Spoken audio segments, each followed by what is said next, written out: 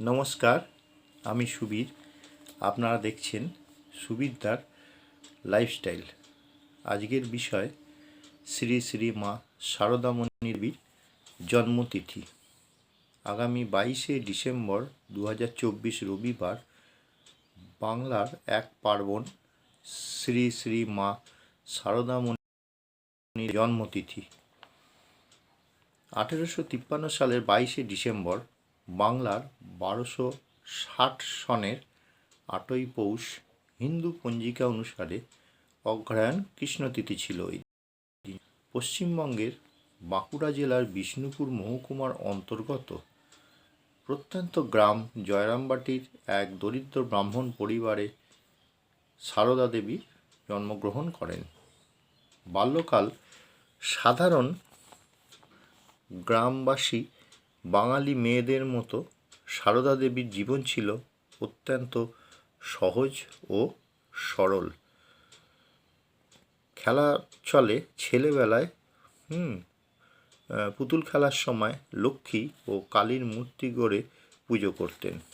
1859 সালের মে মাসে সেকালে প্রচলিত গ্রাম্য প্রথা অনুসারে মাত্র 5 বছর বয়সেই রামকৃষ্ণ পরমহংস দেবের সঙ্গে তার বিবাহ হয়। সেই সময় শ্রী রামকৃষ্ণের বয়স ছিল 23 বছর। বিবাহের পরে সারদা দেবী তার পিতা ও মাতার তত্ত্বাবধানেই রইলেন। শ্রী রামকৃষ্ণ ফিরে গেলেন দক্ষিণেশ্বরে। এর বহু বছর পর সারদা দেবীর বয়স যখন 14 বছর, তখন প্রথম স্বামী সন্দর্শনে কামারপুকুরে আসেন। এই সময় থেকে 3 মাস শ্রী রামকৃষ্ণ দেবের সঙ্গে বাস করেছিলেন। তখনই তিনি ধ্যান ও আধ্যাত্মিক জীবনের প্রয়োজনীয় নির্দেশ পান তার স্বামীর কাছ থেকে। শ্রী রামকৃষ্ণের পর অবশিষ্ট জীবন সারদা দেবী অতিবাহিত করেন জয়রামবাটি ও কলকাতার উদ্বোধন ভবনে।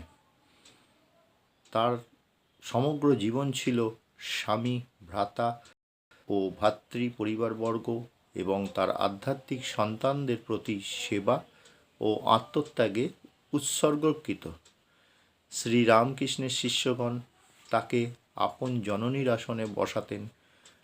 গুরুর প্রয়াণের পর উপদেশ ও উৎসাহ লাভের আশায় ছুটে আসতেন তার কাছে। সামান্য গ্রাম্য নারীর জীবন অতিবাহিত করলেও তিনি তার জীবনকালে এবং পরবর্তীকালে ভক্তদের নিকট মহাশক্তির অবতার রূপে পূজিত হতেন বা হন। আজও